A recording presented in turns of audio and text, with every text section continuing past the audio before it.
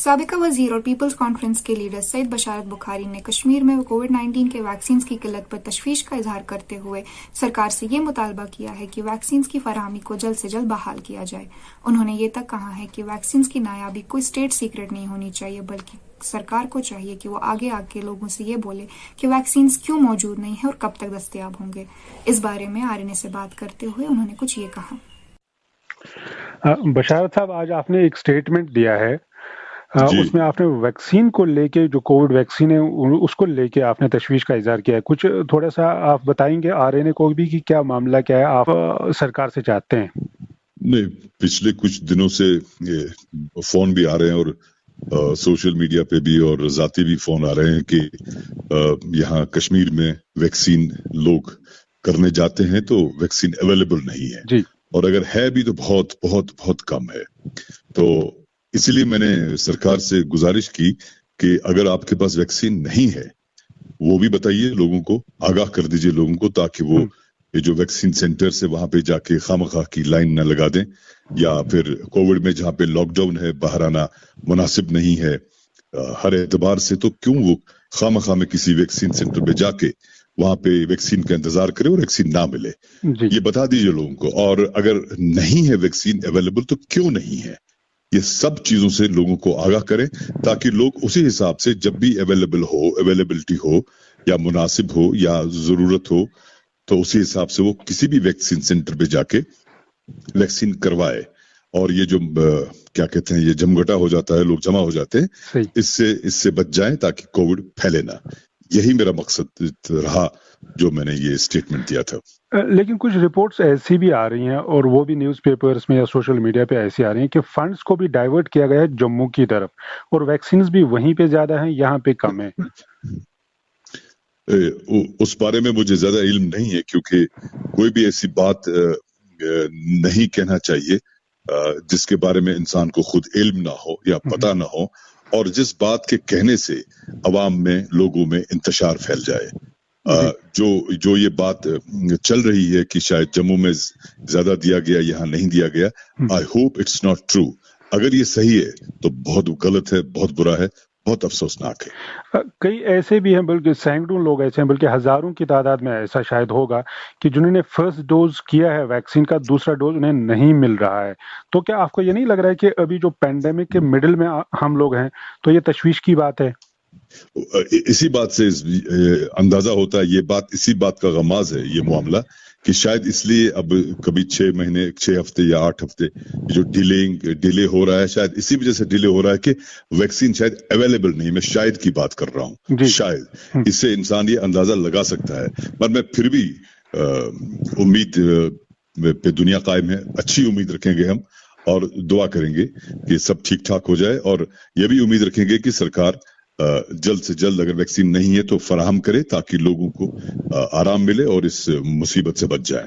ایک آدھ ہفتہ قبل آپ نے ایک بیان دیا تھا کہ 300 سے زیادہ کچھ کروڑ روپے جو ہیں وہ جو فنڈز تھے پوسٹ فلڈ مینجمنٹ کے، جب آپ منسٹر تھے ریہیبلیٹیشن کے، تو وہاں سے فنڈز ڈائیورٹ کر کے پروجیکٹس کو شیلف کر کے کووڈ میں لگا دیا گیا۔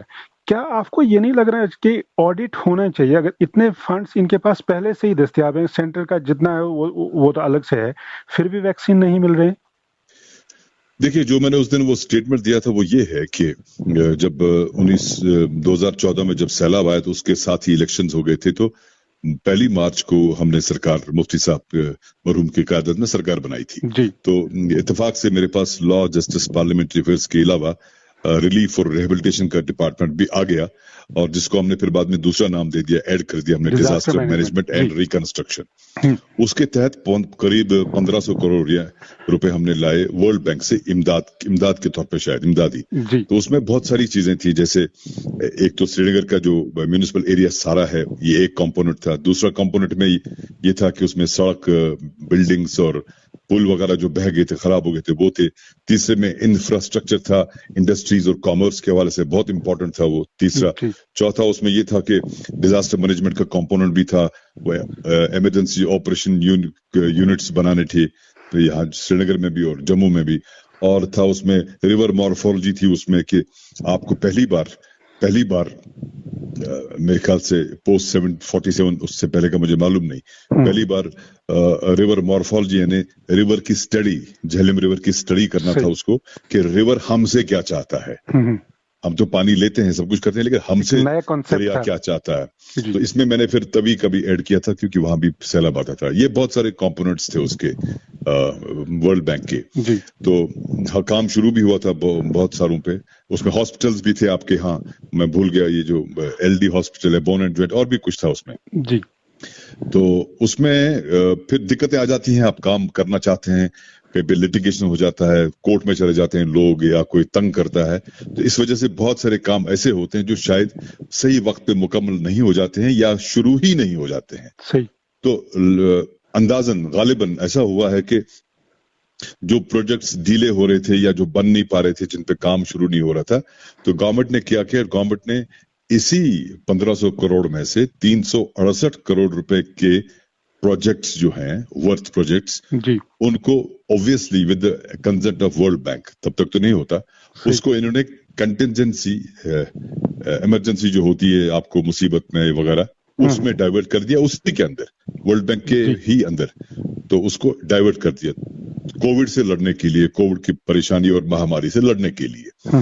तो मेरे कहने का मतलब ये था कि जम्मू कश्मीर में कोई प्रॉब्लम नहीं आना चाहिए हमें कोविड से निपटने के लिए। इसलिए नंबर 1 गवर्नमेंट ऑफ इंडिया कितना फंड फराहम करता है मुझे नहीं मालूम, करता होगा, और स्टेट का अपना जो खजाना है उसमें से कितना इसके लिए मुख्तस किए होंगे मुझे नहीं मालूम, किया जरूर होगा कुछ न कुछ। मेरे कहने का मतलब था उसके अलावा आपके पास 368 करोड़ रुपए है जो हमने प्रोजेक्ट वर्ल्ड बैंक से लाया था, जिसको आपने किसी वजह से कोविड की तरफ आगे डाइवर्ट कर दिया, कोविड से लड़ने के लिए। तो जब इतना सारा पैसा आपके पास है, हमारी सरकार का भी है, जो हमने लाया था, हालांकि अजीब लगता है कि जिस चीज के लिए लाए, सड़क या पुल या किसी इमारत को बनाने के लिए नहीं बनेगी, लेकिन फिर खुशी यहाँ ये बात होती है, खुशी की बात ये कि अगर वो हमारा लाया हुआ पैसा किसी की जान बचा सके, तो जान बचाना अवलीन है, बहुत बेहतर है। अगर किसी की जान बच जाती है, सड़क और पुल तो बनते रहेंगे।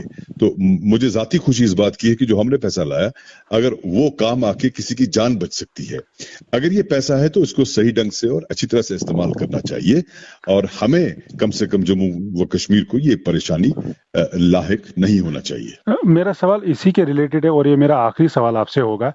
सेंटर ने अलाउ किया है स्टेट्स को कि वो डायरेक्टली प्रोक्योर कर सकते हैं मेडिसिन। क्या ये अमाउंट जो 368 करोड़ का है, क्या आपको लगता है या आप डिमांड करेंगे कि इस पैसे से एटलीस्ट डायरेक्टली वैक्सीन को प्रोक्योर किया जाए, और ताकि लोग बच सकें, उनकी वैक्सीनेशन हो ठीक से तरीके से? मुझे नहीं मालूम कि वर्ल्ड बैंक से जो इन्होंने परमिशन लिया है इसको कंटिजेंसी में डालने के लिए अंडर वर्ल्ड बैंक, मुझे नहीं मालूम कि उन्होंने किस चीज का परमिशन दिया है, बट डेफिनेटली परमिशन कोविड से निपटने के लिए दिया है।